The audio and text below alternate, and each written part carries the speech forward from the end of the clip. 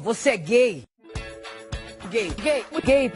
Os homossexuais? Gay? Um gay. Alguém sou um gay, muito gay. Gay só pra te fazer gay. Que ele é gay. Gay, mas relacionamento gay. Purpurina! Gay, quase uma moça. Gay.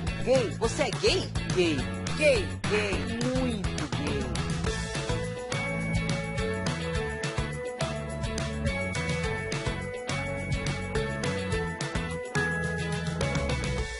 Oi, eu sou a Carol Jack. E eu sou a Carol Will. E você está no Caro Livros, do podcast que lê mundos a fundo. Aqui no nosso podcast, a gente não vai apenas resenhar livros, a gente vai ler a realidade com a ajuda deles.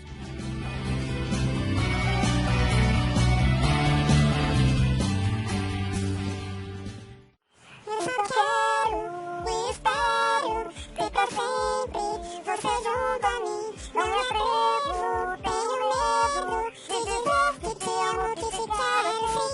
Porque quero viver contigo a vida inteira. Te dar o meu amor, com você eu quero voar. Olá, pessoal que escuta o nosso podcast. Tudo bem com vocês? Eu espero que sim. A Carol Jack tá aqui comigo. Fala aí, Carol. Uhul, oi. Tô na área. E hoje, o nosso episódio, ele é especial por duas coisas. Primeiro, que é o primeiríssimo episódio da nossa série especial do mês do orgulho LGBT.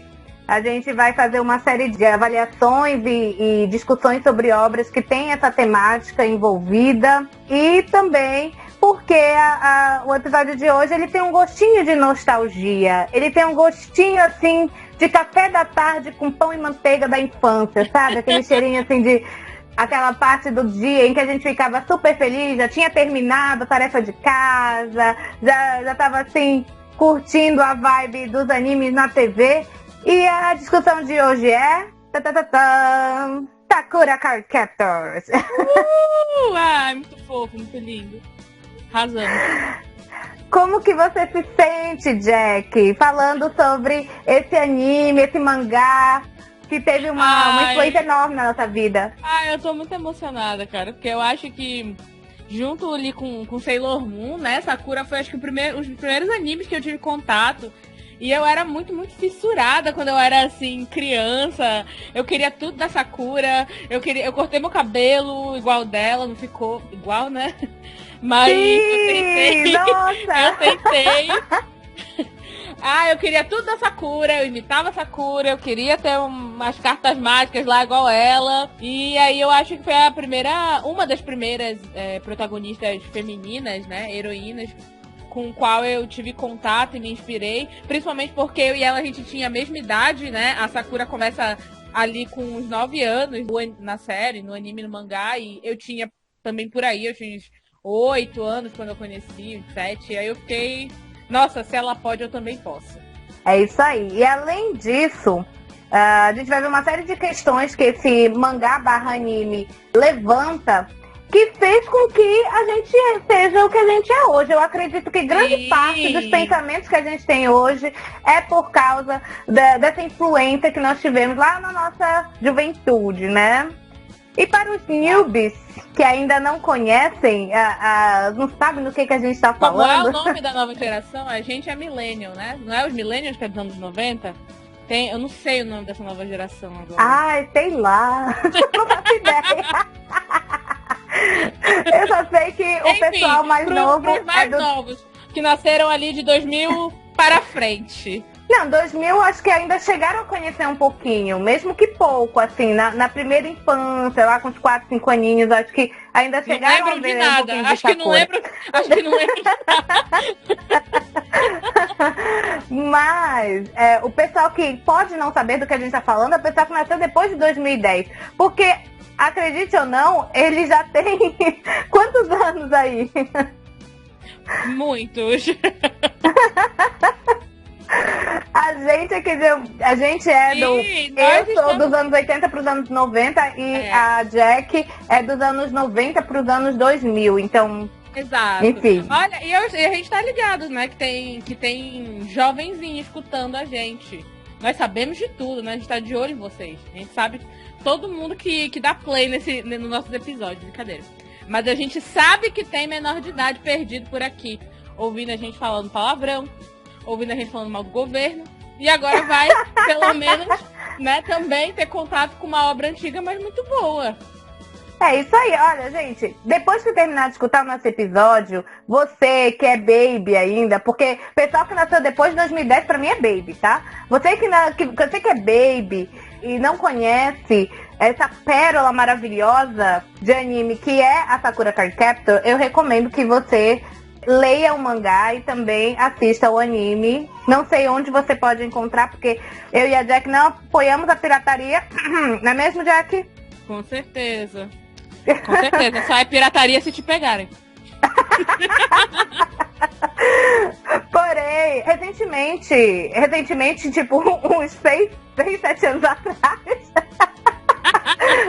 a JBC relançou a Sakura Card Captor em mangá, que é a edição que eu tenho.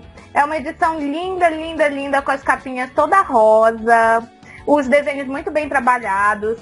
O papel é de boa qualidade, porque assim, quem colecionava mangá lá no comecinho dos anos 2000, sofria um bocado, porque a qualidade do papel ali não era tão boa, né? O papel ele rasgava com facilidade, a capa amassava, ficava feinha de você abrir. Às vezes, se você abrisse um pouquinho mais além da conta, os bichinhos escangotavam tudo, rasgava tudo, caía as páginas, era muito triste. Mas essa nova versão, relançada pela JBC, ela é uma edição que vale a pena. Eu comprei logo de uma porrada só, porque o meu sonho na vida era ter o mangá da Sakura Card Captor, e agora eu sou uma pessoa realizada, porque eu tenho esse mangá impresso em português de uma qualidade boa, não é uma qualidade ruim, não.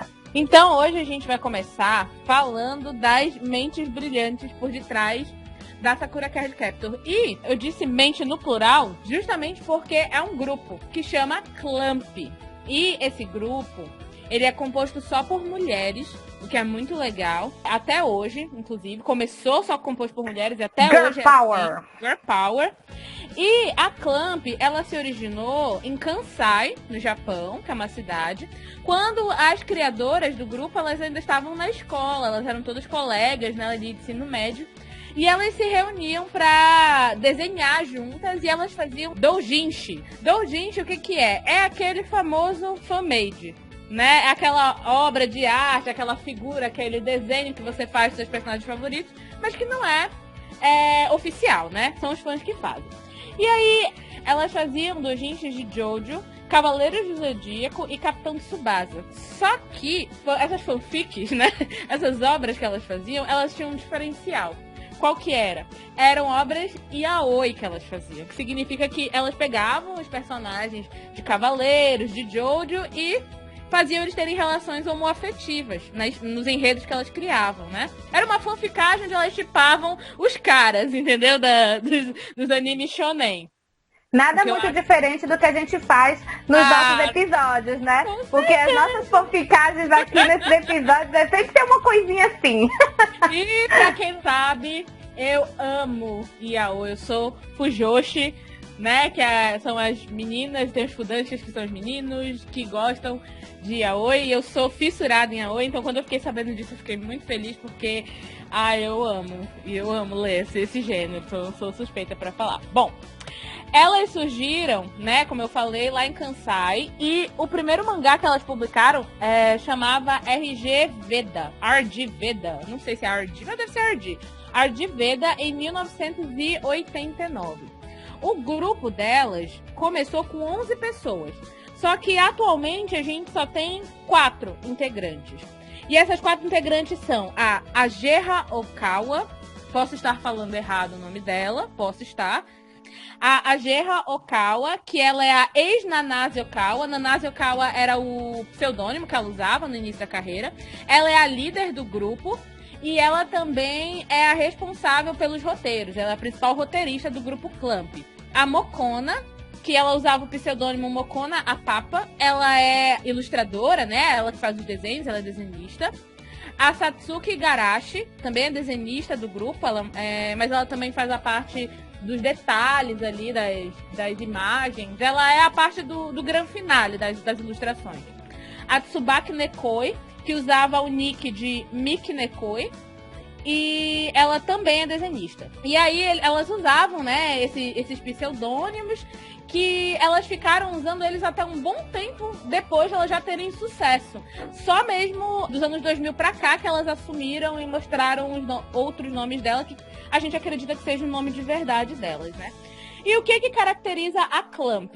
A Clamp, ela é conhecida porque ela tem temáticas muito fortes em todas as obras dela. Primeiro que a gente reconhece os traços da Clamp de longe, né?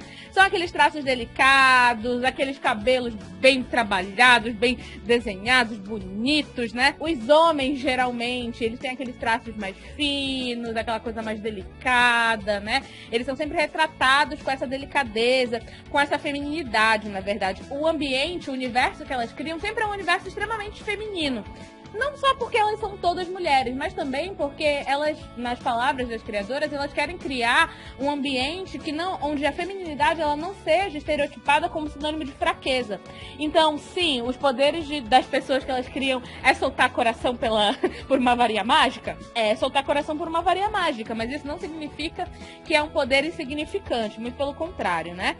O protagonismo feminino é uma grande característica de todas as histórias delas. Justamente por isso que os personagens masculinos até são afeminados, porque elas querem mostrar que a delicadeza feminina ela não é uma fraqueza, ela não é uma coisa ruim. E que os homens também podem ser delicados, podem ser afeminados, isso não vai tornar eles menores do que um homem que coça o saco cospe no chão. Por sinal é nojento. Quais são as obras aí? Tem um monte, gente, não é só Sakura. Angelic Layer, Seiya Sakura, Chobits, Guerreiras Mágicas, que eu acho que é bem conhecido, Kobato, Miyuki-chan, Ward Veda, que eu já citei pra vocês, Tokyo Babylon, Tsubasa Chronic, Wish X, XX Holic e muitos outros. Elas têm muitas obras lançadas aí no mercado, uma mais maravilhosa do que a outra. Eu conheço algumas apenas, eu não conheço todas. E a gente vai falar uma coisa que é muito interessante da história da Clamp, que é o seguinte: elas criaram aí um multiverso. O que significa isso? As obras delas, elas se interligam, elas não são obras isoladas. Então, todas as histórias, quase todas as histórias dos mangás delas, estão ali coabitando no mesmo universo, ou os universos têm alguma forma de troca de informação. Então, uma obra que você assiste, alguns detalhes, alguns easter eggs que aparecem ali no meio, se você não conhece as outras obras, pode ser que passe despercebido. Mas pra quem já viu tudo, vai falar, olha esse personagem ali, olha aquele bichinho ali, eu conheço ele. Então, isso é muito comum nas obras delas. E eu acho que foi a intenção delas mesmo criar aí um universo. Então, a gente Por que choras, Pixar? Porque chora. O Clamp Verso, como os fãs chamam, né? Eu tirei essas informações que eu vou passar para vocês aqui de um site que chama cbr.com, em que ele lista aí 10 coisas curiosas sobre as obras da Clamp. E também tem muita informação, essa informação que eu dei sobre a vida delas e tal, no site da própria JBC. Vocês vão encontrar ali também um dossiê com as obras delas, bem legal, vale a pena vocês darem uma conferida. Então, a primeira coisa que a gente tem que saber é que as obras Wish, Legal Drug, Suki, Kobato e XX Holic, elas são no mesmo universo. Sim, todas essas obras, essas 5 obras, elas se passam no mesmo universo. Ou seja, os personagens em algum momento podem se cruzar ali, inclusive, segundo esse site aqui, né? Eu não assisti esses animes, mas eu já assisti Kobato. E na Kobato eu realmente já tinha visto alguns elementos de outros animes delas.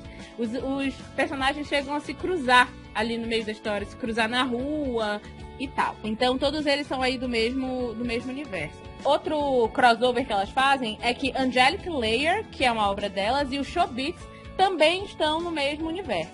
E o Chobits, eu acho que ele é um dos mangás mais conhecidos delas, né? Aquela história daquela menina robô, meio androide, vai parar na vida daquele rapazinho, né? Tem um quezinho ali um pouquinho mais erótico nesse anime, mas enfim. O Chobits e o Angelic Layer, eles estão ali no mesmo mundo, no mesmo universo. Só que qual é a diferença? É que o mundo de Angelic Layers, ele tá alguns anos no futuro em relação ao Chobits. Então, a batalha, né, de bonecos que foi criada aí pela Ishiro Mihara, que vai guiar o Misaki do Angelic Layers. Ela vai se passar um pouquinho depois da invenção das bonecas no Chobits, né? Como eu falei lá no início. O Chobits é sobre uma androide, uma boneca que ganha vida, né? Então essas bonecas teriam sido criadas no Chobits e mais pra frente elas vão ter protagonismo também no Angelic Layer. Acho que deu pra entender, né? Ou não? Deu sim. Outro crossover é que Man of 20 Faces, ou O Homem de 20 Faces, e os detetives de escola da Clamp, eles também estão no mesmo universo que Tokyo Babylon e o X, que é uma obra delas bem antigona, o X, na verdade. Então, olha, não é segredo, na verdade, né? Que o Tokyo Babylon, ele tá no mesmo universo que o X. Até porque um personagem, ele acaba aparecendo nas duas obras, que é o Subaru Sumeragi, né? E também o Seishiro Sakurazuka, eu acho que é isso, né? A gente vê esses dois personagens nas duas obras, tanto em Tokyo Babylon quanto no X. Só que os dois personagens, né, eles vão ter aí um papel importante, porque o Subaru, ou Subaru, não sei, gente. Ele é o dragão do paraíso, né? E o Seishiro, ele é o dragão da terra. E como eles dois têm esse papel importante, por isso que as histórias ali meio que se dão uma intercruzada. E no X, você também tem o Subaru, ele contando os eventos que aconteceram em Tokyo Babylon. Então, realmente é um crossover muito louco aí. As duas obras se passam no mesmo universo e também praticamente ao mesmo tempo. Mokona, ela se originou de guerreiras mágicas e ela não fala. A Mokona, eu não sei se vocês se lembram, eu acho que quem assistiu também Tsubasa Chronicles vai se lembrar dela. É um bichinho que parece um coelho. Lembra, Will? Aquele bichinho que parece um coelho que tem uma pedra ali na testa? Rapaz, eu não lembro nada de Tsubasa Chronicles. Eu apaguei, deletei da minha mente aquele mangá. A Mokona, ela é um bichinho que parece um coelhinho, bem fofinho. Ela aparece, na verdade, em várias obras da Clamp. Ela se originou no Guerreiras Mágicas, mas ela também aparece em Tsubasa Chronicles, né? E aí, muito antes de começar a viajar no universo da Clamp, ela foi inventada justamente porque ela dá aquele toque mais fofinho nas histórias da Guerreira Mágica. Ela tem um quê meio místico, e aí elas acharam legal essa misticidade dela, né? Dá a capacidade para ela de viajar entre os universos. Então, apesar de que ela não fala, né? A gente não sabe o que ela pensa. Ela é aquele easter eggzinho que aparece para você ficar de olho no meio dos capítulos. Então, o próximo crossover é que Hikaru, de Battle Angel, né? É inspirado pela Hikaru de Guerreiras Mágicas. Então, não é só easter eggs, né? Apenas. Muitos personagens, eles vão nascer de outros personagens. E o último que eu vou falar aqui pra vocês é que existe uma loja fictícia, um mascote, que aparece em quase todas as obras da Clamp, que é a Piffle Princess e a Clamp Store. Então, ela é um mascote de uma loja que aparece em todas as obras dela. Então, a loja, ela aparece fisicamente em Sakura Card Captor e X-Holic, né? E também em outras ela aparece ali mais rapidinho, mas na Sakura ela aparece mais tempo, né? Tem mais tempo de tela. E os personagens, né, da Sakura, eles tem várias cenas em que eles estão carregando itens com o logo da Piffle Princess. E isso também tem aparição no Chobits e também no Tsubasa Chronicles. E tem uma série de outros crossovers, muitos personagens atravessam.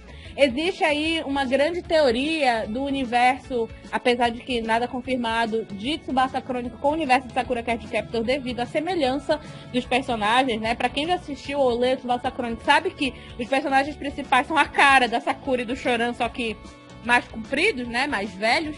Existe uma teoria que eu já li na internet, não sei se foi confirmada, que na verdade os universos do Tsubasa Chronicles e da Sakura Card Captor são meio que universos vizinhos. Então o que acontece? O universo do Tsubasa Chronicles é um universo onde magia é comum. No caso do universo da Sakura Card Captor, magia não é comum. O Mago Clow, o cara que inventou, né, as cartas, que a gente vai falar dele mais pra frente, que dão poder mágico, não, mas que a Sakura, usando a sua magia, manipula, ele teria sua origem, o Mago Clow seria do universo do Tsubasa Chronicles. E aí ele teria viajado para o universo da Sakura, trazendo com ele a sua magia e solidificando essa magia na forma de cartas mágicas. Então ele seria aí um dos pioneiros, uma das pessoas que levou a magia do universo dele para um universo que não tinha magia.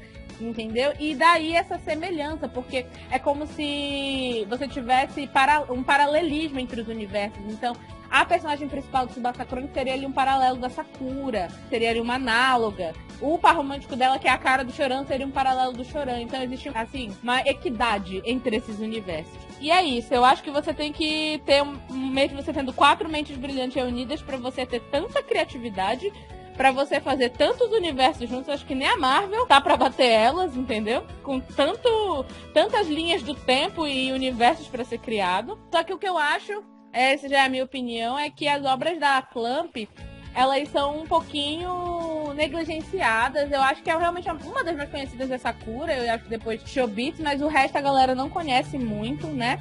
E uma coisa que é legal é que elas começaram a fazer os mangás dela nos anos 80. E desde os anos 80, elas já tratam de assuntos como sexualidade, homossexualidade, questões de gênero, empatia, questões familiares complexas, perdas, dor, morte, que são temas um pouco mais pesados, mas elas já tratam disso com muita delicadeza, muita naturalidade nas obras delas desde os anos 80. Eu acho que você tem que ter muita coragem para já abordar assuntos tão complexos e assuntos que geralmente não são colocados assim na maioria das obras. Todo mundo sabe que o Naruto e o Sasuke são gays, mas o cara teve coragem de fazer ele sendo gay? Não teve coragem, porque é um negócio voltado pro público masculino, todo mundo ia surtar, entendeu? E elas não, elas foram lá e botaram todos esses temas, hoje considerados ainda polêmicos, nas obras delas e sem medo. E o legal é o que a Will já falou, que elas tratam isso com tanta naturalidade que quando a gente tem contato com as obras delas, você não percebe que você tá parando pra pensar sobre... Você não fica parando pra pensar sobre isso. É tão natural como elas botam ali, que você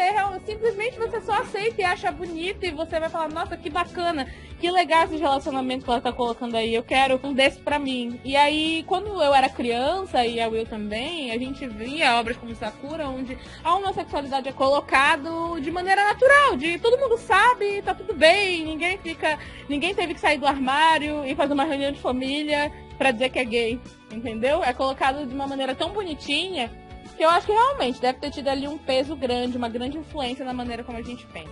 E quando tu estavas falando sobre a questão do Mago Clow, dessa teoria dele ter saído do reino do Tsubasa, né, pra fazer feito a migração, eu lembrei do Mágico de Oz.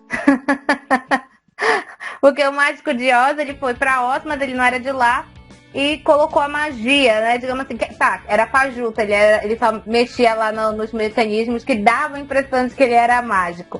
Mas parece assim uma inversão. Eu não sei dizer se é realmente algum tipo de referência que elas fizeram, ou se o pessoal que curte a série pensou, olha, será que tem ligação? Então, será que faz sentido? Essa coisa de misticismo também é uma característica da Clamp, das mulheres da Clamp, porque as primeiras obras delas eram todas sempre baseadas em cartas do tarô, ou mitologia indiana, ou mitologia tradicional japonesa. Elas sempre gostaram dessa coisa de mundo mágico, né? Sempre tem um quesinho dessas... As loucas do signo, tá vendo? Exato. Às vezes ser a louca do signo faz você ganhar dinheiro, tá certo? E ficar famosa. Famosa. É bom que a gente enfatizar que a Clamp, ela é o único grupo, né, de mangakás 100% feminino, que está persistindo até hoje e que teve sucessos de venda, né? Geralmente você tem, no mundo aí da mangakagem, você tem geralmente os homens, né, se destacando. Então, o Akira Toriyama, que inventou o Dragon Ball, você tem o cara que inventou o Naruto. Então, geralmente, esses grandes sucessos de venda e no mundo todo, eles são de homens, né? E é legal a gente parar pra pensar que a gente tem um grupo feminino, né, tão legal, tão bom, representando tão bem as mulheres nesse mundo e também fazendo muito sucesso. E que também abriu portas, porque a Clamp, ela iniciou uma era. no mundo dos mangás. Então, depois delas, vieram muitas outras autoras inspiradas nesse mesmo estilo delas, né? Com histórias que falavam abertamente de questões mais sensíveis, voltadas para o público feminino, e que mostravam relações amorosas e afetivas de modo geral, sem preconceito, sem fazer julgamento. Na verdade, elas foram um marco para a história dos mangás justamente por isso, porque elas abriram portas para outras que vieram depois delas. Isso mesmo. E já que conhecemos aí a galera da Clamp, essas grandes mulheres que proporcionaram um crescimento nesse mercado, enfim, vamos falar agora especificamente sobre a Sakura Card Captors, que não ficou traduzido em português. O nome ficou no título original em inglês, Sakura Card Captor, e traduzindo seria mais ou menos Sakura, a capturadora de cartas. Então, a história da Sakura Card Captor gira em torno da Sakura Kinomoto, que é a personagem principal, e ela, um belo dia em sua casa, escuta um barulho na biblioteca do pai dela e vai atrás desse barulho porque ela fica com medo e descobre um livro. Ela descobre que o barulho estava saindo do livro. Olha que coisa louca, né? Imagina, você tá sozinha em casa, você tem 11 anos de idade, 10, né? Ela começa com 10 anos. Você tem 10 anos de idade, você tá sozinha em casa, você escuta um barulho saindo do livro. Eu não sei vocês, mas eu ia trancar esse livro, sair correndo e só voltar quando meu pai chegasse em casa. Mas tudo bem. Ela foi corajosa, investigou lá o livro e aí de dentro do livro sai o Kerberos, que é o guardião das cartas, e todas as cartas do livro voam pra fora dele. Ela não entende o que tá acontecendo. Sai o Quero do livro. O Quero parece um bonequinho, ele parece um bichinho de pelúcia, que é muito fofo, né? Quem assistiu Sakura Card Captor na época deve ter pensado, nossa, como eu queria ter um bichinho de pelúcia que falasse comigo. Ia ser tão legal ou estranho. Mas assim, mas ele pensava mais que era legal. E aí ele explica pra ela que ele é o guardião das cartas, que ele protege o selo pra que as cartas não saiam por aí aprontando. Só que aí ela explica pro Quero que as cartas saíram voando. As cartas foram embora. E aí ele fala, então, ok, as cartas foram embora, já que você foi a responsável por soltá-las aí no mundo, você agora vai capturar. Ele meio que não explica pra ela exatamente o que era aquilo. Ele faz toda a magia lá, dizendo pra ela se tornar card captor e tudo. Quando termina, ele fala, então, agora é tua responsabilidade buscar essas cartas. E aí começa a grande aventura da Sakura. O objetivo dela é recapturar essas cartas que foram criadas pelo Mago Clow. Só que no começo da história, o Mago Clow é um grande enigma, a gente não sabe muita coisa sobre ele, ela só sabe que ele criou as cartas. As cartas são poderosas e se elas não forem trancadas, elas vão causar problemas, né? Elas vão causar desgraças. Então elas precisam ser recapturadas, e a Sakura assume este poder. E o báculo dela, que é uma chavezinha, se transforma em báculo. É uma chave que ela usa no pescoço, que se transforma em báculo. Ele é muito fofinho. Todo mundo sonha em ter um báculo como aquele. Eu acho que não tem pessoa que assista o anime ou leia o mangá e que não queira ter aquele báculo. Tem gente que tatua. Aliás, tem muitas coisas tatuáveis. Eu ainda vou tatuar. Mas eu quero tatuar o símbolo dela, que aparece quando ela invoca a magia. Mas quando ela já tá usando o poder dela mesmo. Eu ainda vou tatuar, só me falta dinheiro. Vontade não falta, né? Mas dinheiro é uma coisa que é necessária. Então tem muitas coisas tatuáveis da Sakura Card Captor. Tem vários símbolos que são muito fofinhos. Tem o símbolo das cartas, tem as próprias cartas Clow, que é um desenho muito bonito pra cada uma delas. Tem muita gente que tem uma carta Clow favorita e tatua a carta. Tatua o báculo dela, o símbolo do báculo dela. Enfim, tem muitas coisas aí. Tem gente que fez tatuagem do Quero, olha só que coisa fofa. Quero e Yue, já vou falar sobre eles, mas enfim, morro de vontade de ter uma tatuagem. Eu e a Jack vamos fazer uma tatuagem complementar, né? Já fizemos essa promessa. Só falta o dinheiro, viu, gente? Mas uma hora chega a nossa vez. Vai chegar. Bom, vamos falar sobre os personagens então, porque o enredo, ele é basicamente simples. Como eu falei, a Sakura soltou as cartas no mundo, ela recebe a incumbência pelo Kerberos, que a gente chama carinhosamente de Quero, para recuperar essas cartas e colocá-las de novo no selo delas. Mas só que aí a gente tem vários outros personagens, eu não vou falar de todos, porque assim, a Clamp, ela é tão cuidadosa e tão fofinha que ela fez uma ficha para cada um dos personagens no mangá. Então, cada volume do mangá vem com 2 ou 3 personagens com a fichinha deles. Tem uns até que eu nem reparei que participou da história. Tem os professores, né, que aparecem assim meia vez em cada volume. Parece de longe, assim, é um figurante 2 sem fala, mas está na história. E mesmo assim eles criaram uma fichinha para esses personagens com tudo. Signo, o que gosta, o que não gosta, o dia do nascimento, o que gosta de fazer. Enfim, é uma fichinha completa com as informações de cada personagem. Aqui são muitos, eu não vou falar sobre todos eles. Eu vou falar basicamente sobre o núcleo central da história. Vamos começar falando sobre a Sakura Kinomoto, que é a Card Captor no mangá. Ela começa a história com 10 anos de idade e ela é uma criança que se considera uma criança feliz. Ela não gosta de matemática e isso eu acho que muita gente compartilha, essa angústia da Sakura com a matemática. Ela é líder de torcida na escola, ela tem muita habilidade com atividades esportivas e ela tem um crush no melhor amigo do irmão dela, que é o Yukito.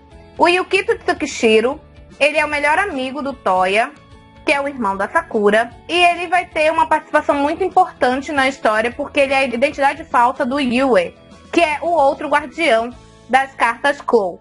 Então o Kerberos é o guardião que a Sakura conhece no começo da história, é ele que explica tudo o que aconteceu em relação às cartas, quem era o criador e o que ela precisava fazer. Só que o Yue, ele fica escondido até um determinado dia, que eu vou falar daqui a pouquinho. E o Toya Kinomoto é o irmão mais velho da Sakura.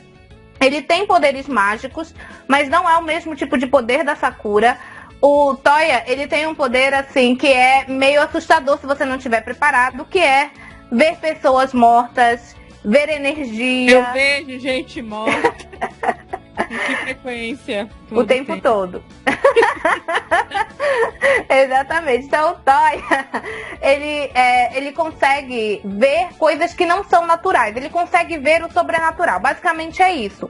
Não necessariamente precisa ser um espírito de alguém falecido, tá? Ele consegue perceber, por exemplo, que o Quero, ele não é um bichinho de pelúcia. Ele sabe que o Quero não é um bichinho de pelúcia. Sempre rola uma tensão entre os dois. O Quero tenta disfarçar, fica ali congelado, tenta não se mexer, não piscar, não nada, que é pro Toya não perceber. Só que fica claro durante a história que o Toya, ele consegue sim saber que o Kerberos, ele não é um bichinho de pelúcia.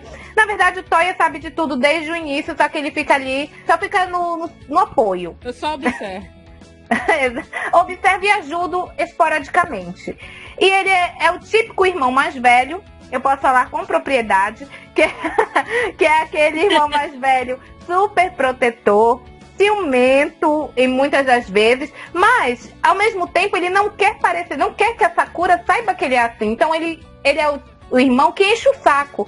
Ele fica falando da aparência dela, fica tirando gracinha com ela, diz que ela não consegue fazer nada direito. Então assim, ele finge que ele não gosta dela, mas todo mundo sabe que na verdade ele tá ali por trás protegendo ela, cuidando dela de todas as maneiras que ele pode. Mas assim, ele perturba bastante a vida da Sakura. Eles dois são filhos do Fujitaka Kinomoto, que é o pai. E ele foi casado com a Nadeshiko. Eu digo foi casado porque a mãe da Sakura, ela é falecida quando a história começa. A mãe da Sakura morreu quando ela tinha 3 aninhos de idade. Não fica exatamente claro o motivo da morte dela, né? Não foi de parto, porque a Sakura já tinha 3 anos. Ela ficou doente, adoeceu. Me passa a impressão de que foi algo como câncer. Mas eu não tenho certeza, porque não é mencionado a doença da mãe da Sakura que levou ela a óbito. E ele é professor de história da faculdade, então ele cuida dos 2 filhos sozinho. A gente pensa assim que, será que vai ter uma empregada ou então uma madrasta que vai cuidar ali do Toya e da Sakura? E a resposta é não, tá? Ele gerencia a casa, gerencia o emprego dele, ele é professor de história da faculdade, ok? Então a graduação dele não é pouca coisa. Acredito que no mínimo ele deve ter aí um doutorado para ser professor da universidade. E ele cuida muito bem dos filhos dele, né? Os filhos dele vivem bem e se consideram felizes. Tanto o Toya quanto a Sakura, eles não relatam uma espécie de abandono ou de se sentirem largados pelo pai. Muito pelo contrário, na verdade. Temos a Tomoe Daidoji, que é a melhor amiga da Sakura. Ela costura as roupas da Sakura e grava em vídeo todas as aventuras dela. Acho que ela consegue assistir, né? Porque tem umas que ela não consegue assistir ou não consegue participar de maneira direta, porque a Tomoe, ela não tem poderes mágicos. Então tem determinadas situações em que quem não tem poderes mágicos não consegue participar ali, não consegue interagir. Tem situações em que todo mundo que não tem poder mágico dorme. Aí a Tomoe perde a chance de gravar a sua melhor amiga. E ela tem uma espécie de carinho muito grande pela Sakura, que deixa a Sakura de vez em quando assim, meio sem jeito, meio sem graça, porque a Sakura, ela não se sente tão maravilhosa do jeito que a Tomoe o diz, né? A Tomoe tem realmente uma veneração pela Sakura. Só que a Sakura fala, ai, Tomoe, tem coisas mais importantes pra você filmar do que eu. Aí a Tomoe, não tem nada mais importante. Você é muito maravilhosa, eu tenho que te filmar. O outro personagem é o Shoran Lee, que aparece depois de algum tempo na história. Ele não começa a história, a gente não conhece ele no comecinho. E ele é descendente do Mago Clow. O Shoran Lee, ele quer as cartas Clow. Ele é chinês porque o Mago Clow, ele é de origem inglesa e chinesa. A mãe dele é chinesa e o pai dele é inglês. Então ele tinha essa dupla ascendência. E aí, parte da família do Mago Clow mora na China e o Shoran é um dos descendentes da família do Mago Clow. E aí ele descobre que as cartas saíram do livro e vem para o Japão para recapturá-las. Só que aí ele não contava que ele fosse encontrar já uma card captor no lugar dele, que é a Sakura. Isso gera aí uma rivalidade entre os dois, porque os dois querem se tornar os donos da carta Clow. A Sakura não quer se tornar dona da carta Clow por nenhuma outra coisa, a não ser pelo fato de que a tarefa foi dada para ela. Então, eu acredito que ela se sentiria incapaz e fraca se ela não conseguisse dar conta. E o Shoran se sente no direito por ser o descendente direto, digamos assim, do Mago Clow. O herdeiro. O herdeiro, exatamente. Temos o Kerberos e o Yue, que são os dois guardiões da carta. O Kerberos, ele é o guardião com regência do Sol. Ele auxilia a Sakura nos momentos em que ela precisa. Ele funciona como uma espécie de Wikipédia das cartas Clow. Então, toda vez que eles sentem a presença da carta Clow, ele tenta ajudar ela a identificar qual é a carta e qual é a melhor maneira de capturar. Só que assim, ele não diz a resposta. Às vezes ele até sabe, mas ele não diz a resposta. Ele faz com que a Sakura chegue às próprias conclusões e consiga capturar as cartas. E com isso, a magia da Sakura vai evoluindo cada vez mais no decorrer da história. No começo, ela não conseguia nem sentir a presença das cartas Clow direito. Quando tinha alguma situação envolvendo as cartas Clow, só tinha uma situação estranha. E aí ela ficava, nossa, mas por que aconteceu isso? Aí depois se descobria que sim, era uma carta Clow que estava causando aquilo. Já no final da história, ela imediatamente conseguia sentir a presença das cartas Clow. E isso é em virtude justamente, eu acredito, desse treinamento que o Quero estava dando ele, porque o Quero, ele não estava apenas auxiliando ela, ele estava treinando ela para o juízo final. Quem executa o juízo final é o Yue, que é o guardião das cartas com o regente da lua. Então o Kerberos representa o Sol, o Yue representa a lua. E esse guardião, o Yue, ele é o encarregado de julgar se o card captor escolhido pelo Kerberos é merecedor de ser o novo dono das cartas Clow. Então, no começo a gente fica assim, poxa, mas o Quero sabe tudo sobre as cartas Clow. Por que ele não diz mais coisas pra Sakura, não ajuda ela, entre aspas, de uma maneira melhor? Mas aí fica claro quando chega o dia do juízo final, porque aí a Sakura, ela tem que estar preparada para aquela situação e a magia dela tem que vir em auxílio dela. Então, se ele não tivesse agido dessa maneira, deixando ela descobrir as coisas por si mesma, só dando aquelas diquinhas aqui e ali que era para ela ir melhorando, provavelmente ela não teria se tornado a nova dona das cartas Clow. E sim, spoiler alert, ela se torna a dona das cartas Clow. Ela é a grande protagonista da história. Então, ela consegue passar por tudo isso, capturar todas as cartas e consegue, no dia do juízo final, ter a decisão do Yue como a nova dona das cartas. Agora eu vou falar sobre as 3 amiguinhas da Sakura, fora a Tomoyo, que elas aparecem até com constância na história, apesar de que a gente não tem um aprofundamento desses personagens, porque elas aparecem em determinadas situações específicas, quando a Sakura tá na escola, participando de algum evento, enfim. A gente percebe que elas têm uma amizade muito grande, só que não tem um enfoque muito em cima delas. Apesar de que uma delas vai causar um frisson aqui na nossa discussão. A primeira delas é a Chiharu. Ela é líder de torcida junto com a Sakura. Ela é uma menina alegre, ela é fofinha, ela tem umas sacadas legais, só que ela não é a inteligentona do grupo. Esse título é da Naoko. A Naoko, ela é a nerd do grupo. Ela se interessa por livros, ela lê muito, ela gosta de fantasia, ela gosta de histórias curiosas. Ela gosta de terror. E de fantasia também. Desses dois, o mundo do sobrenatural é uma coisa que encanta a Naoko, né? E ela é muito inteligente, a gente olha pra ela e já sabe que ela é muito inteligente, não é só pelo uso dos óculos, é o modo dela se portar junto com as meninas.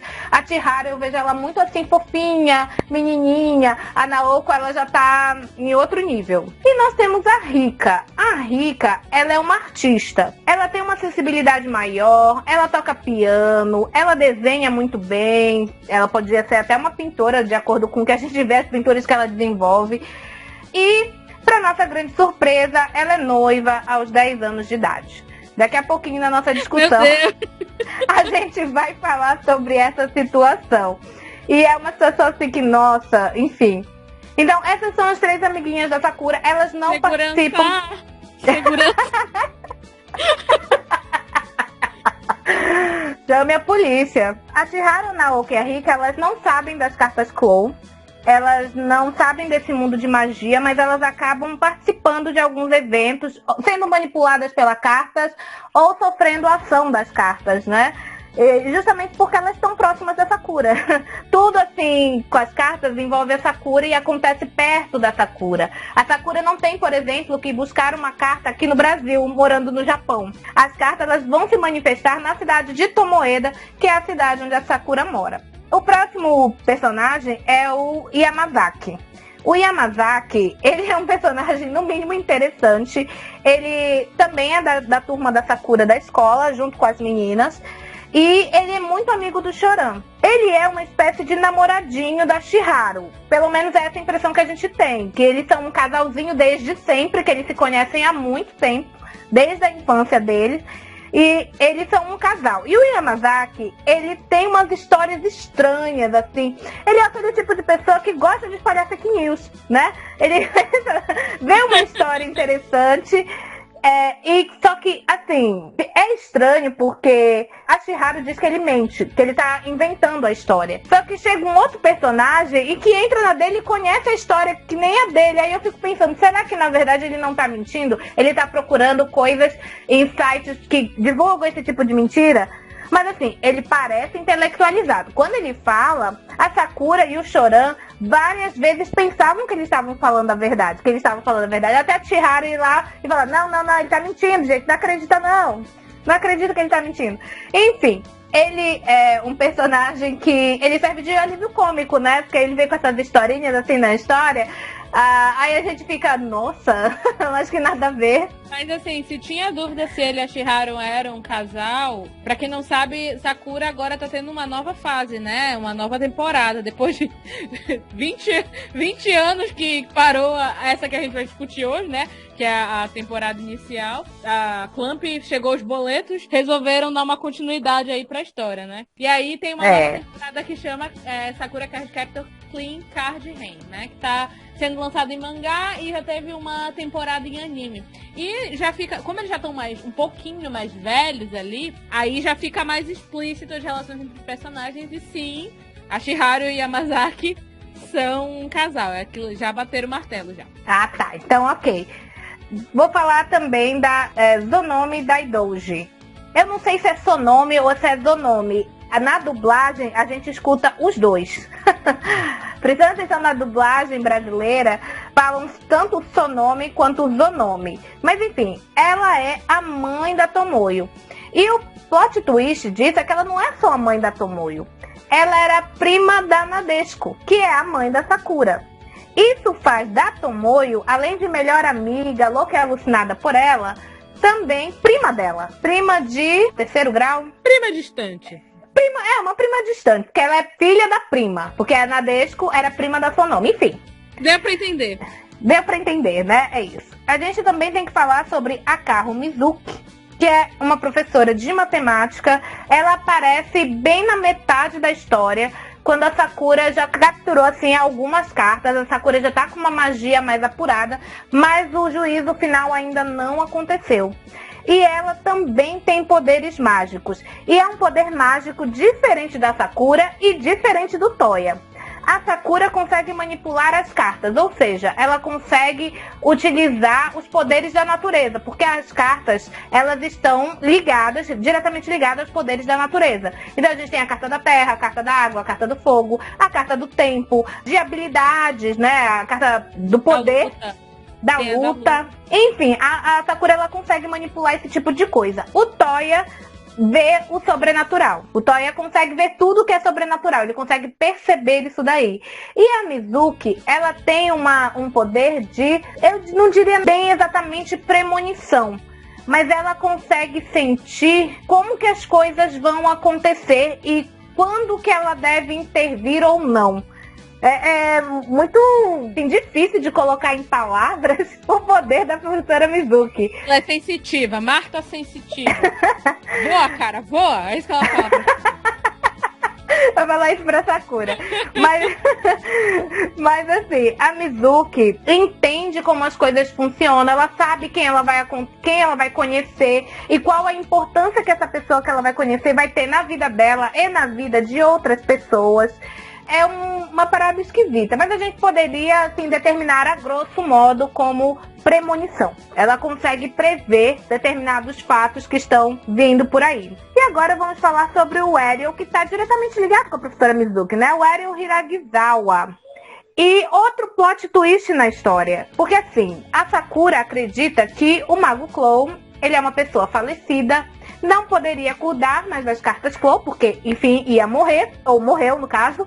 Então, deixou a cargo dos guardiões escolher uma nova Card Captor, que no caso foi ela, para cuidar da sua criação.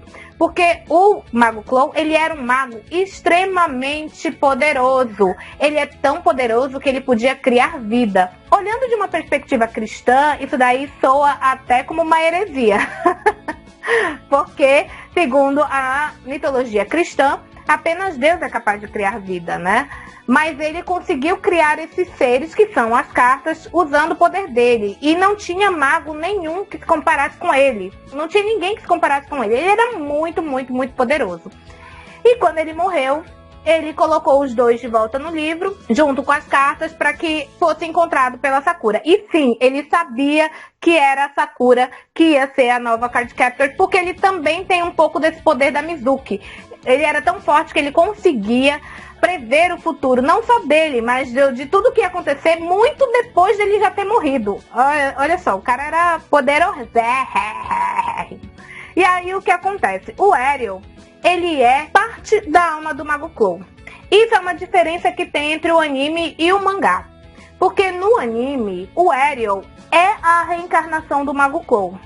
Somente ele é a reencarnação do Mago Clow. Então ele tem as lembranças do Mago Clow, ele mexe os pauzinhos dele para que a Sakura transforme as cartas Clow.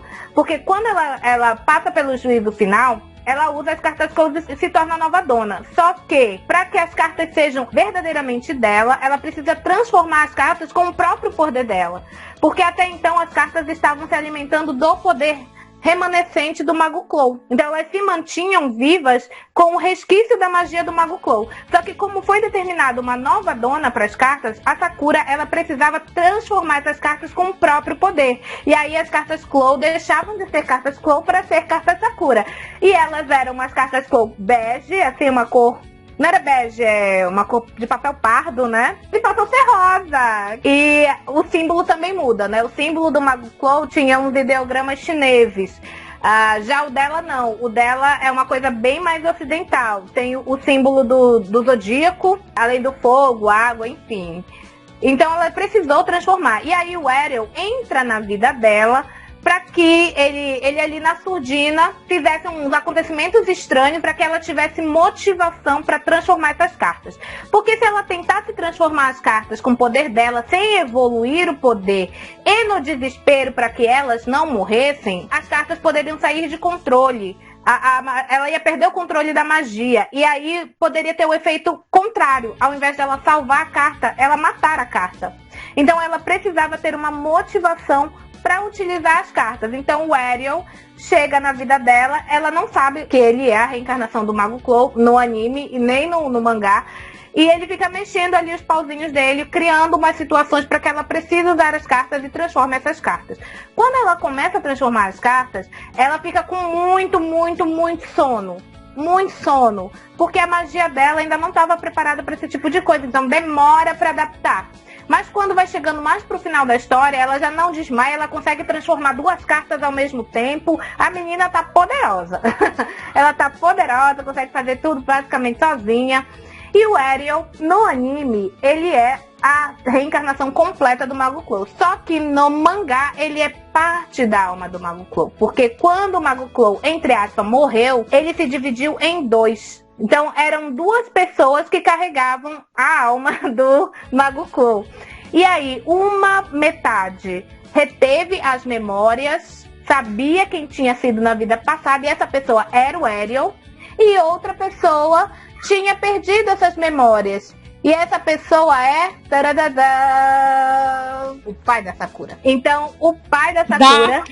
Essa é Dark na vida das pessoas. Que dá, mas aí, olha... na Clamp. Exato. Elas podiam falar que né... Eles pensaram nisso primeiro. Não vem não, que isso aí é lá dos anos 90. Então, assim, o pai da Sakura é a outra metade.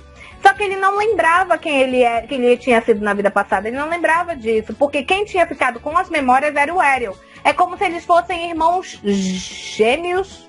Não é exatamente irmãos gêmeos. Eles tinham sido a mesma pessoa e se dividiram em 2. O processo da mitose. Quem é fã de Harry Potter? Horcrux, gente. O Mago Clo fez isso, só que em vez de ser em objeto, ele pôs em pessoas. É isso. 2 Horcruxes aí. E o Ariel é a parte com memória, que justamente ficou com a memória para poder agir ali e ajudar a Sakura a transformar as cartas Clo em cartas Sakura. E aí a gente pensa, essa história do Ariel, então, o Ariel, ele dividiu a alma dele, quer dizer, o Mago Clo dividiu a alma em 2 partes, já tinha as cartas e os seus respectivos guardiões já estavam na mão da Sakura, tá tudo de boa. Não, porque o Ariel tinha todo o poder mágico do Mago Clo e ele criou 2 protetores para si, que são muito parecidos com o Kerberos e com o Yue. A versão Kerberos é o Spinel-san, que no anime deram um protagonismo maior pro bichinho. Ele protagoniza umas cenas engraçadas, ele conversa bastante com o Ariel, tem várias cenas dele conversando com o Ariel, ele espiando a Sakura e os guardiões e tal. No mangá, ele é quase esquecido no churrasco, tipo assim, ele aparece muito pouco. Interessante é que é como se eles fossem o oposto, né, dos que ele criou anteriormente, porque eu quero, como ele é regido pelo sol, ele é animado, ele gosta de comer doce, ele gosta de comer muito, né? E o Spinelson, ele já é fechadão, ele é meio ranzinza, né? E ele detesta doce, que é a comida favorita do Kero. Inclusive, quando ele come doce no anime, ele fica doidão, né? É como se fosse o efeito do álcool pra ele, o doce. E o mesmo acontece com a que tu vai explicar agora. Ela é meio que o oposto do Yue. O Yue é um chato e ela não é. Ela é divertida, ela gosta de curtir a vida, enquanto o Yue fica lá sofrendo, amargurado por ter sido, entre aspas, abandonado pelo Mago Clo. A Nakuro tá afim é o quê? De ser feliz. Então, a Nakuro, ela queria saber de curtir a vida, né? Ela não queria ficar ali presa ao passado, nem ao futuro, nem nada. Ela só queria, assim, brilhar. É o meu momento de brilhar, dá licença que eu tô passando. E ela tem esse nome, Nakuro Akizuki, porque ela também tem a identidade falsa dela. Na verdade, o nome dela é Ruby Moon. Ela também se transforma, frequenta a escola do Toya e do Yukito. Porque o Toya e o Yukito, eles estudam numa escola, da escola Seijo, que fica ao lado da escola da Sakura. É como se fosse aquelas escolas assim, tem a escola só do ensino fundamental e tem a escola só do ensino médio. É basicamente isso. Então a Sakura estudava no colégio Tomoeda, que era a escola de ensino fundamental, junto com a galerinha dela. E o Toya, o Yukito e a Nakuro estudam no colégio Seijo, que fica bem ao lado e que só tem alunos mais velhos, né? Alunos do ensino médio e tal. E ela tem um crush bizarro no Toya. Ela fica meio que disputando o Toya com o Yukito. Ela quer porque quer que ele fique com ela, só que não vai rolar, né? Não vai rolar. E a gente vai falar sobre isso agora na nossa discussão. Bora lá, Jack. Então a gente vai começar essa nossa discussão falando realmente da questão LGBTQIA+, que a gente tem nessa obra. E, sobretudo, a gente tem essa questão sendo muito trabalhada através dos casais que a gente tem na história. O primeiro casal, que, sinceramente, eu não shippo muito não, vou ser sincera aqui, tá, gente? É o Yukito e o Toya. Tu não shippa eles? Como assim? Olha lá, Essa é novidade pra mim. Eu quero uma explicação. Cara, não shippo, não sei. Sabe aquela coisa assim, meio médio? Ah, eu acho eles super fofinhos. É fofo, mas assim, pra mim não tem química. É um casal meio sem graça. Sendo mais sincero, eu prefiro os outros que tem aí ao longo da história. Esse casal, apesar de ser o principal casal LGBT da série, eu não sei se é porque eu acho que é porque eu tava do lado da Sakura. Eu me mantive do lado da Sakura há muito tempo. Como a Sakura tinha um crush no Yukito, eu torcia por ela, entendeu? Então eu fiquei meio assim quando ele fica com o irmão dela. Mas assim, obviamente, né, gente? A menina tinha 9 anos de idade, não tinha nem condição do menino que já tinha 16, 17 namorar ela, eu entendo. Mas na época... E close certo. Porque o Yukito, na hora de dar o fora nela, ele levanta essa questão, ele fala, eu não estou me desfazendo do seu sentimento porque você é uma criança. Não é por isso. Mas é porque eu já tenho um amor, entendeu? Não dá mais pra vocês. Sinto muito. Pois é. Enfim, como eu era Team Sakura, porque, enfim, eu tava do lado dela, eu shippava ela com o Yukito. Então, confesso que eu fiquei um pouco decepcionada. E aí eu guardo essa mágoa até hoje, entendeu? Então é por isso que eu não shippo. Mas, enfim, vamos lá pro que interessa. O casal Yukito e Toya, né? Porque eles dois são melhores amigos. Melhores amigos, né? Que dormem lá todo dia juntos, na casa do Toya. O que passar um fim de semana lá. Isso é de boa, né? O pai, ele não fala nada, ele fica tranquilo. Amigo. Todo mundo acha que eles estão lá jogando gamão dentro do quarto, tá? E aí, na verdade, fica depois ali mais pro final mesmo. Assim, isso não é no anime colocado de maneira explícita. E também nem no mangá. Realmente vai ficar explícito muito tempo depois, não é de início na história. Ali mais pro final, que o que rola entre eles realmente não é uma amizade. Rola ali uma coisa mais do que amizade. E o Toya fala disso explicitamente. E isso vem à tona principalmente depois daquele momento que se sabe que o Yukito é a identidade falsa do Yuen, né? Quando isso vem à tona e aí existe toda uma crise identitária no Yukito, é quando os sentimentos do Toya afloram e o Toya se mostra ali como o porto seguro dele, dizendo que não se importa se ele é uma criatura mágica, se ele é um papagaio, se ele é um periquito, entendeu? Não interessa, ele gosta dele. E aí, realmente, eu acho que é nesse momento que se consolida eles como um casal. Apesar de que, assim, não tem cena de beijo, que eu acho que é revoltante, deveria ter. Sou a favor, inclusive. Mas, assim, fica muito claro, né? Eu acho que só não vê quem não quer que eles são um casal. Sobre a cena do beijo, foi democrático, não teve beijo de ninguém. Sim, verdade. Não teve beijo de ninguém. Nem de casal hétero, nem de casal homem. Mas aí a gente entende que os casais héteros que a gente vai, né, dar uma focadinha aqui, não tinha muito como ter beijo, porque o negócio é protagonizado por crianças, mas eles já eram mais velhos. Podia, né? Podia rolar ali um negocinho pra gente ver um fanservicezinho. Só pra gente ficar feliz, né? Enfim, mas não teve realmente. Não, tem um filme da Sakura que tem uma cena que insinua um beijo entre a Sakura e o Choran. Insinua. Mas filme não conta, porque a gente sabe que filme é palhaçada pra ganhar dinheiro. Entendeu? Não é realmente. Canônico. Não dá pra gente levar isso a sério. Não tem beijo. Não tem beijo nem no mangá, não tem beijo nem no anime. Bom, eu acho importante pontuar aqui é que o Yukito, ele não sabia que ele que ele era a identidade falsa do Yue. Então, o Yue lembra de tudo que o Yukito faz, mas o Yukito não lembra das coisas que ele faz como Yue. E esse não saber é meio que uma negação do próprio Yukito, porque o Yukito, ele não aceita, ou ele não, até um determinado momento da história, ele não aceita que ele não seja um ser humano, que as memórias dele sejam, entre aspas, falsas. Então ele tem uma crise existencial muito grande, e depois do juízo final, a magia da Sakura ainda não tá forte o suficiente para manter o Yue, porque o Quero, como o símbolo dele é o sol, ele é autossuficiente. Tanto é que durante a história toda ele se manteve com os poderes dele, só que assim, ele ficou realmente poderoso quando a Sakura capturou as duas cartas dele, né, que é a carta fogo e a carta terra. Ele é regido por fogo e terra. Quando ela capturou essas cartas, o Quero ficou super poderoso, conseguiu voltar para a forma original dele, que é uma espécie de tigre, né? Um tigre? Esfinge, né? Esfinge que... parece, lembra, né? Que é um tigre com asa, né? Mas enfim... Só que o Yu é regido pela Lua, e a Lua é um satélite, ela não tem luz própria. Então ele precisa de uma fonte grande de magia para sobreviver.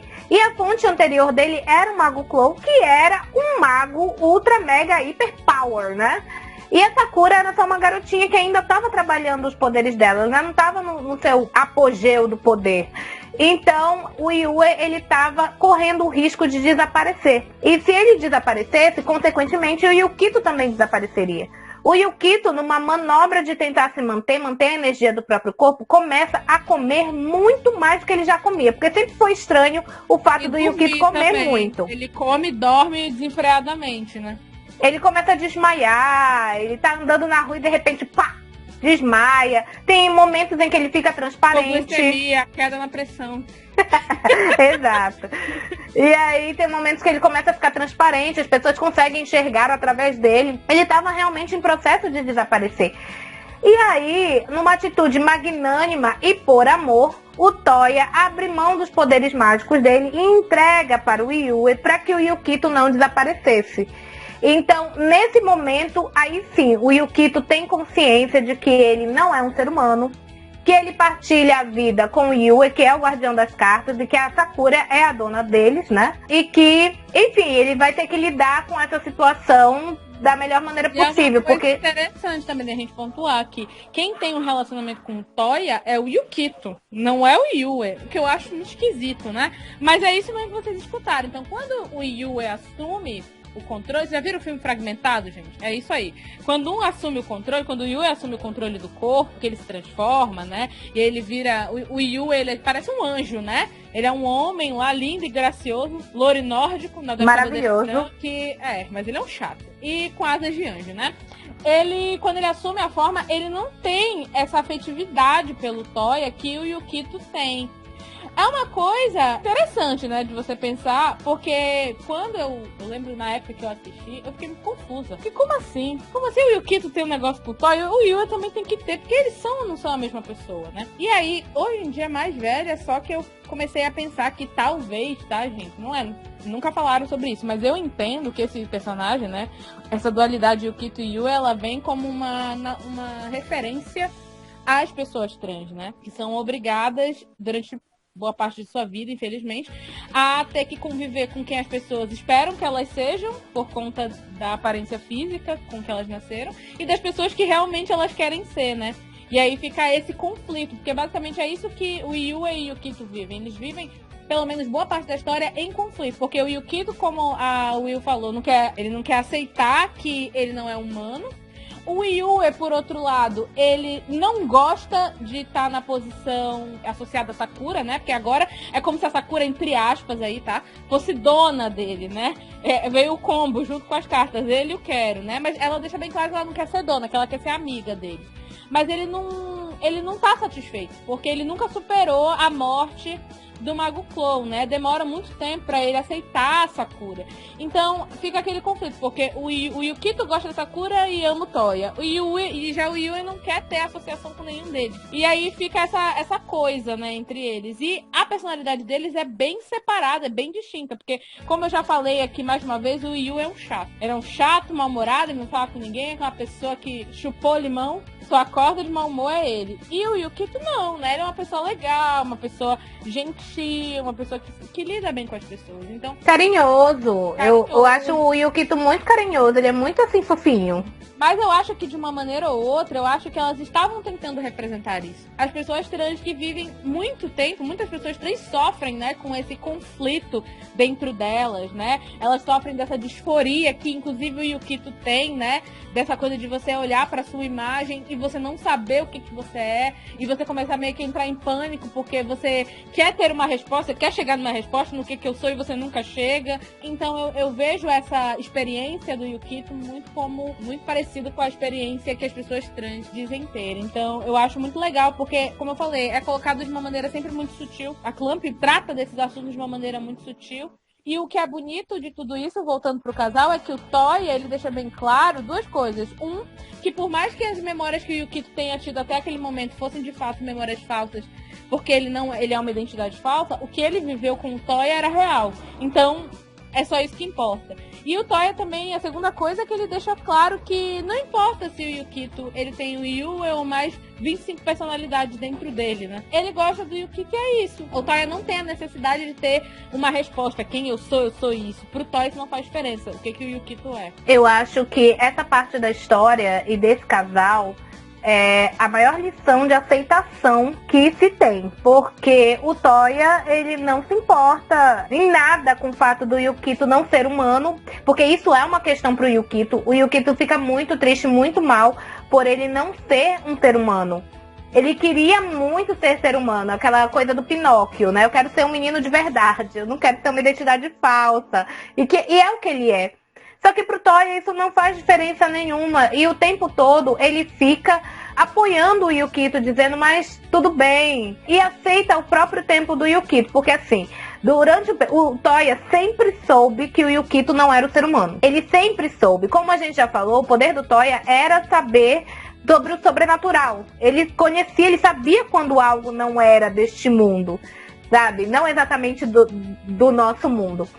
E ele sabia que o Yukito não era o ser humano, mas isso não impediu ele de se tornar amigo do Yukito e nem de se apaixonar por ele. Então, assim, ele tá ali o tempo todo aceitando o Yukito.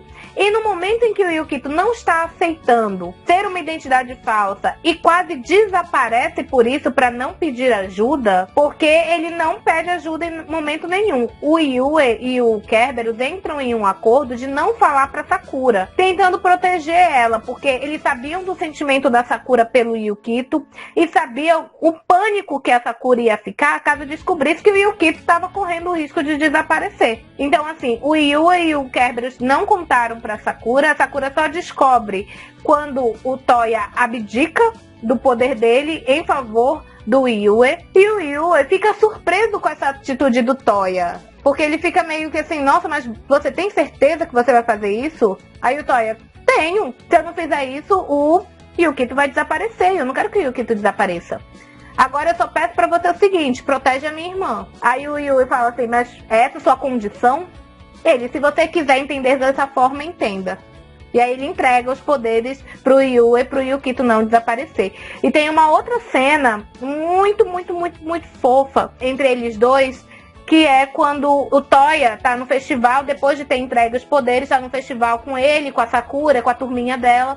A Sakura chega por trás e dá um susto no Toya. E o Toya era uma pessoa que não se assustava com nada, porque ele sempre sabia quem estava próximo a ele, por causa do poder dele. Ele sempre sabia. Então ele nunca levava susto. Nessa hora ele leva. E o Yukito fica se sentindo muito culpado. Ele fica muito triste, muito mal.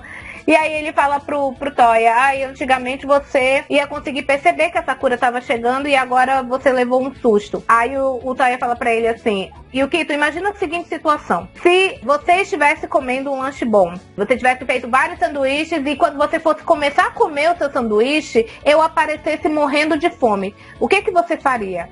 Aí o Yukito, eu daria tudo pra você. Tudo pra você. Aí ele, foi exatamente o que eu fiz. Então para de se preocupar com isso, porque eu não estou me preocupando, sabe? Então assim, eu acho muito, muito fofo dessa cumplicidade, desse carinho. Ai, gente, é tudo de boa esse casal, olha. O pena que eu não chipo, mas Poxa. tem um grande potencial, realmente.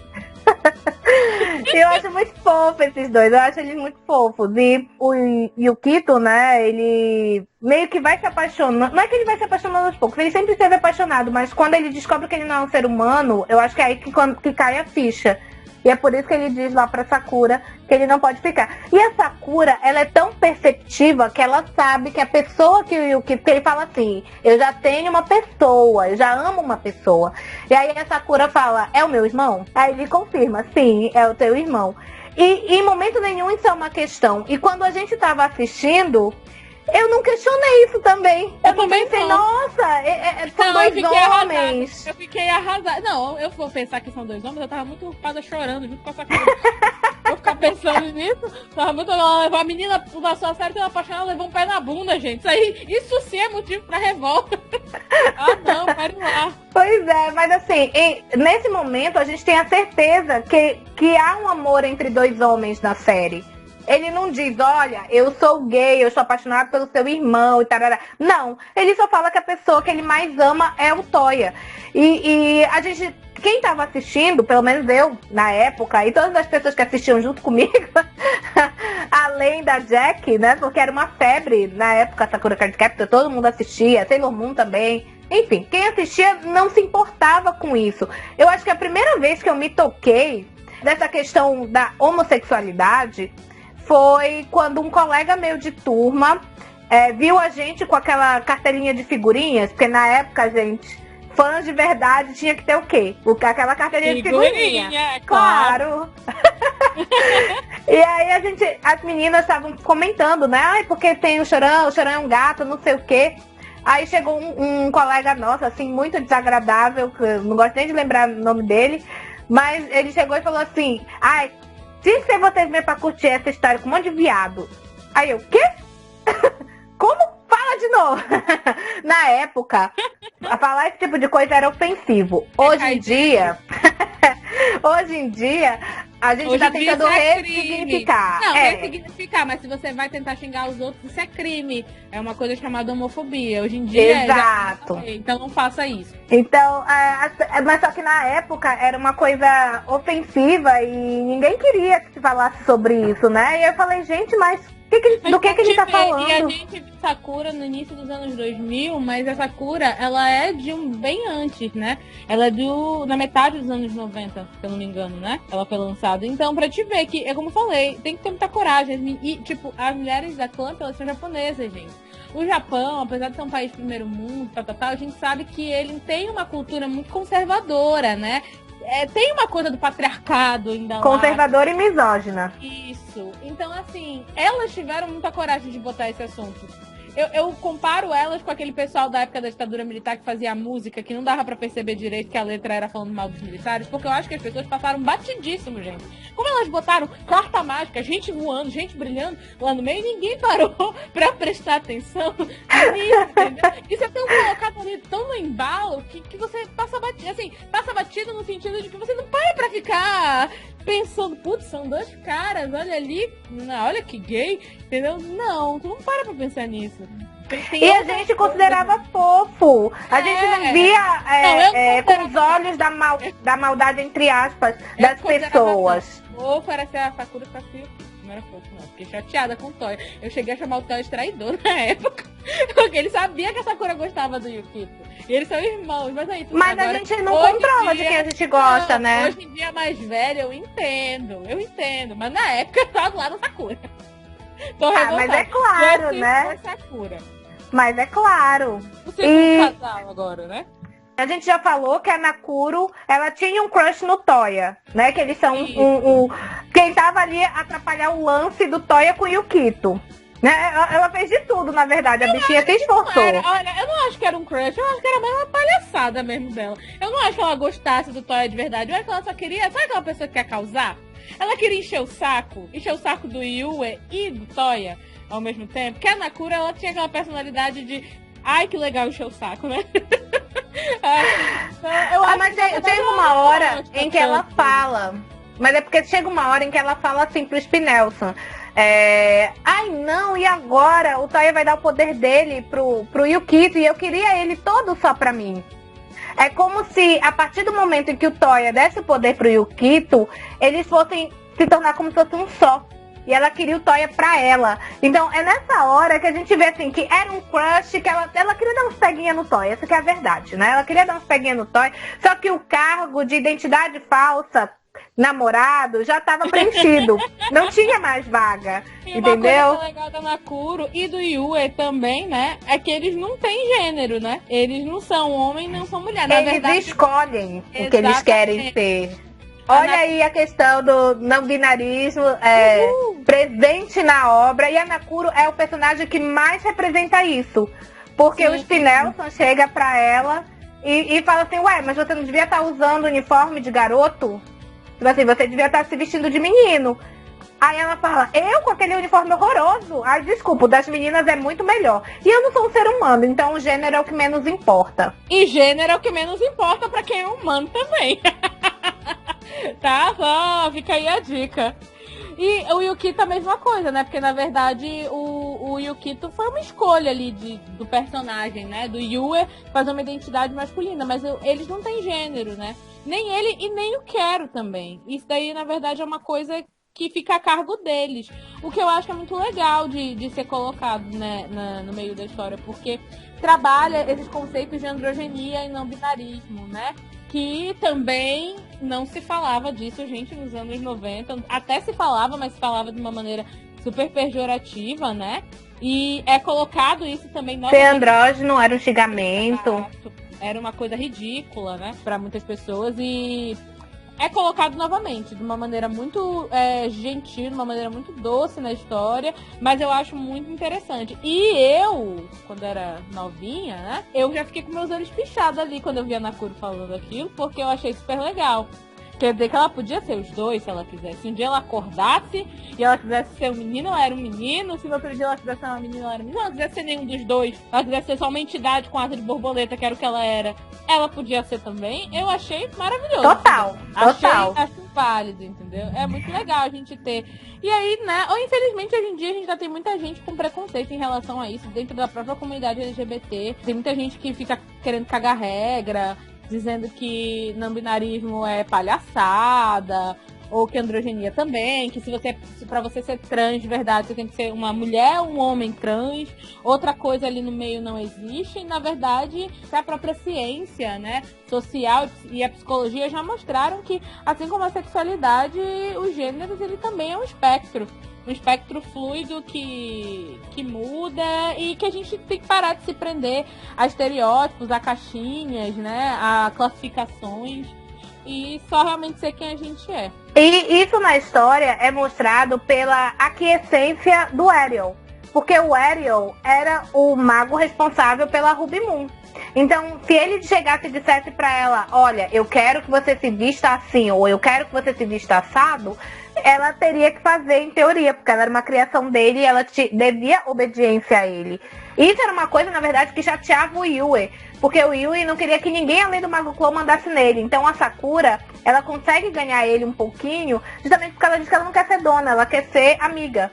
Né? Ela quer criar um vínculo de amizade. Então ele pensa...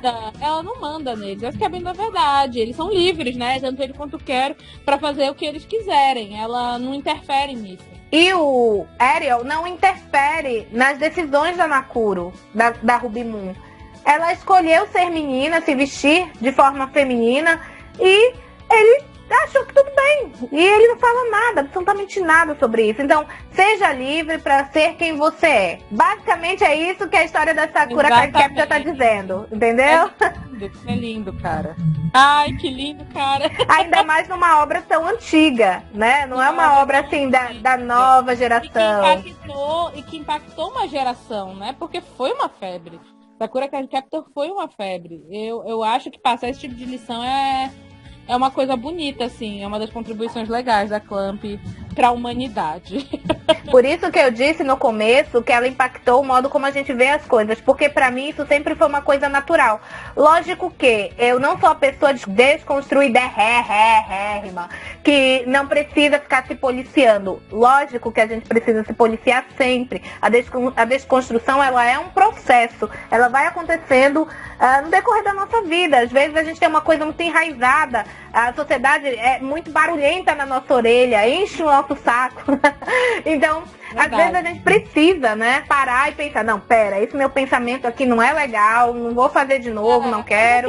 Essas questões de gênero, pra mim, elas sempre foram, né, uma questão, porque apesar de eu usar os pronomes femininos, né, eu me considero mulher cis, eu me considero uma pessoa não binária. E aí, tipo, ver que isso pode ser tratado com naturalidade, sem que as pessoas fiquem se escandalizando quando você fala isso, ou sem que as pessoas fiquem estranhando, ou te fazendo 1 milhão de perguntas como se fosse um ET, como se nem fosse mais uma pessoa, um ser humano comum, entendeu? Como elas, que, enfim, dorme, come, faz e... É legal, eu acho que a Sakura e as obras da Clamp de modo geral, elas criam esses ambientes mais propícios entre as pessoas que consomem conteúdo ao debate de uma maneira mais simplista assim, simplista no sentido de que não se faz uma grande tempestade em cima do tema, se fala disso de maneira direta, de maneira aberta, e também colocando isso como uma coisa natural, né? Naturalizando, normalizando, porque é natural. É natural que nem todo mundo nasça totalmente identificado com o gênero que foi designado, tem gente que não é nada identificado,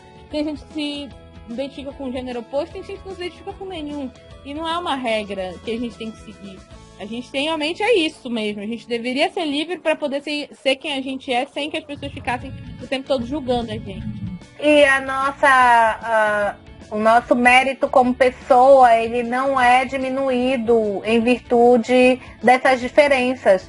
Na verdade, a diversidade, ela é uma coisa maravilhosa. Tem muita gente que fica com medo da diversidade, acha que a diversidade é um problema, que tem que ser acabado. Ela vai destruir as coisas antigas, mas ela não vai destruir nada. Não, meu querido ou querida. Ela vai coabitar, né? Ela vai coabitar com as coisas antigas. Ela não vai apagar tudo que se tem até agora. É muito complicado isso, cara. Tipo assim, eu sou não binário, mas não binário é um termo guarda-chuva, como falam. Porque abarca uma série de outros termos, de outras designações. Não binário praticamente é aquela pessoa que ela não acha que ela tá dentro do sistema binário, homem e mulher. Ela é qualquer coisa que não é isso, né? Só que eu me considero gênero fluido. E eu acho que é muito parecido basicamente com o que é colocado ali da Ruby Moon, principalmente, mas também do Yukito, mas principalmente da Ruby Moon, porque eu me sinto basicamente dessa maneira. Eu não acho que eu tenho que ter compromisso com a minha aparência ou com as roupas que eu visto, de ter que parecer uma coisa ou outra. Tudo bem que eu tenho mais roupa feminina porque as pessoas me dão roupa feminina, basicamente, né? E eu sou muito muquirana pra comprar roupa, porque eu só ganho presente. Roupa pra mim é só presente dos outros. Então, desculpa aí. Mas eu não acho... Eu gostaria muito de poder. Se eu acordasse amanhã e eu sentisse que eu sou mais garota, eu queria parecer um garoto. E amanhã, no dia seguinte, quando eu achasse que eu era mais menina, eu ia estar com a aparência de menina. Eu acharia isso, assim, o máximo pra mim, sabe? Eu queria ser muito desse jeito. Felizmente não dá, mas é como eu me sinto, entendeu? E é aquela coisa também. A Ruby Moon, ela não parece ser um ser andrógeno. Ela parece ser uma menina. E aí isso nos leva a outra coisa. Ninguém tem que provar nada. Entendeu? Então, tipo assim, o fato de eu ser não binário não significa que eu tenho que chegar usando um salto alto e uma calça masculina pra provar que eu sou a mistura dos dois. O fato de eu ser gênero fluido. 50%. Tem que ser exatamente 50%. Que nem o pessoal que é bi, né? Metade do tempo tem que pegar mulher, metade do tempo tem que pegar homem, senão perde a carteirinha. Aí eu vou usar uma metade a camiseta azul, né? E a calça rosa. Que é pra metade, entendeu? Pra ter o equilíbrio ali. Então, tipo assim, você não precisa provar que você é o que você diz que você é. Porque só quem sabe que você é você mesmo. Ficou complicado, eu sei, mas é isso mesmo que você ouviu. Só você pode dizer o que você é. Mas ninguém, quem tá de fora que se lasque. E quem tiver de fora, não tem que ficar colocando a pessoa na berlinda. Você não é obrigado. Aliás, você não tem o dever de ficar transformando a pessoa nisso ou naquilo. Ah, porque tem que ser assim ou tem que ser assado. Você pode só seguir a sua vida. Seja feliz, entendeu? Não Mas precisa aí, ficar parando. e, tipo, ninguém fica chegando pra Nakuro e falando assim, você tem que parecer andrógeno porque você não tem gênero. Por que você parece uma menina? Você tem que parecer um ser mágico, porque quando ela ataca a identidade dela falsa, ela não parece um ser mágico, ela parece uma pessoa comum.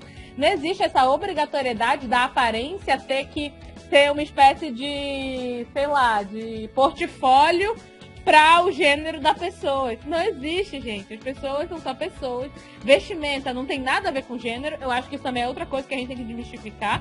E nem com sexualidade. E nem com sexualidade. É só um pedaço de tecido, é um pedaço de pano que não significa nada. Se você escolhe ali porque de acordo com o teu gosto pessoal, então nada a ver. E aí isso é uma outra coisa também, porque o Yue e o Kito e praticamente todos os homens da Sakura, eles têm rosto afeminado, mas eles não são colocados. A O masculinidade que, na minha opinião, deixa eles gato pra caralho.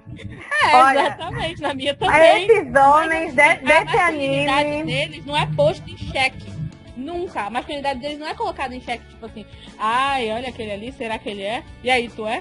Porque, tipo assim, todo mundo trata eles normal, independentemente. O Choran talvez seja o menos, entre aspas, afeminado dali dos protagonistas masculinos. Mas ainda assim, o Choran, como a gente vai falar mais pra frente, né? Tem um crush no Yukito de cara. Mas era isso que eu ia falar. A gente fez toda essa volta e o meu negócio era esse, falar que essa dupla, Toy e Yukito, eles são os crush more da história. Todo mundo gosta. Todo mundo quer eles, entendeu? Censura aí, editor. P*** doce. Todo mundo quer esses dois. Porque, olha, o Yukito, ele causa o crush no Choran.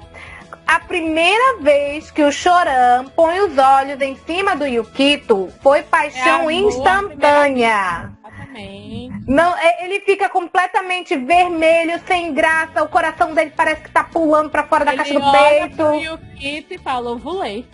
Né? É isso aí. O que faz a Tomoyo jogar uma sementinha ali da discórdia entre a Sakura e o Choran, porque ela fala, além de vocês serem rivais na captura das cartas, vocês são rivais também porque gostam da mesma pessoa. Aí a Sakura fica...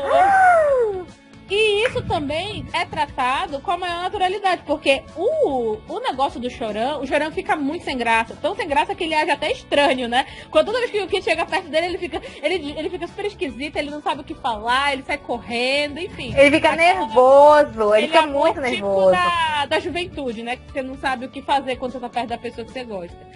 Mas o conflito do Choran, o único conflito que ele sofre, ele é amoroso, é realmente tentar distinguir se ele gosta do Yukito ou se ele gosta da Sakura mais pra frente.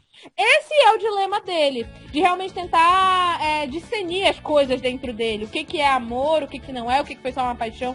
Em momento nenhum tu vê o Choran num conflito de, ai meu Deus, eu tô gostando de um homem, mas eu também sou homem, e agora, ai meu Deus, será que eu sou gay? Não, esse conflito nem passa pela cabeça dele, entendeu? O primeiro grande conflito que ele tem é, será que eu vou conseguir fazer ele gostar de mim?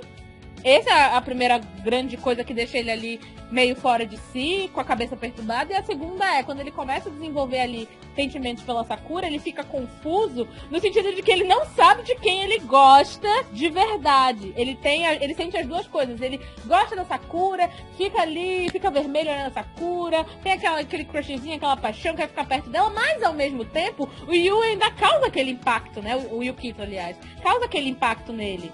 E aí depois ele começa, né, depois de muito pensar e refletir, a discernir as coisas, a começar a ver que uma era, na verdade, uma paixão infanto-juvenil, as paixões da infância, né, que a gente tem, que não são menos verdadeiras, mas que a gente sabe que muitas vezes elas são alimentadas por sentimentos que não são palpáveis, né? A gente nem conhece, às vezes, a pessoa e diz que tá apaixonado. Não tem uma profundidade, assim, muito grande, não. Às vezes você gosta da pessoa só porque você acha a pessoa bonita e você acha que aquilo é amor. Mas aí a gente vê que tem mais camadas abaixo disso, né? Não tem chamar de amor, precisa de mais coisa do que só isso, né? E aí depois ele começa a discernir que o que ele sente pela Sakura sim é amor, né? E diferente da paixão que ele teve pelo Yui. Mas o legal é esse, é que poderia ser um anime, se fosse um outro anime sobre isso, eu tenho certeza que as pessoas tentariam focar na crise dele tentar descobrir se ele é gay ou não. E no anime, isso aí foi simplesmente esquecido no churrasco. Ele nem pra pensar, será que eu sou gay, será que eu sou bi, o que que eu sou? Isso aí é o que menos importa. O que importa é que eu gosto dessa pessoa.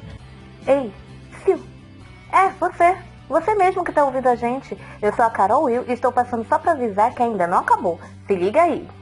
Todas as formas de amar são maravilhosas. Nenhuma é menor ou mais importante, ou enfim, que a outra. E todo mundo tem que ter os mesmos direitos. A responsabilidade é do adulto. É o adulto que tem que dizer não. Não mentiu. Já me senti assim algumas vezes, inclusive. Olha só, olha cheio de... Viu só? Então fica ligado pra não perder a parte 2 desse episódio. Vem ler Mundo da Fundos com a gente.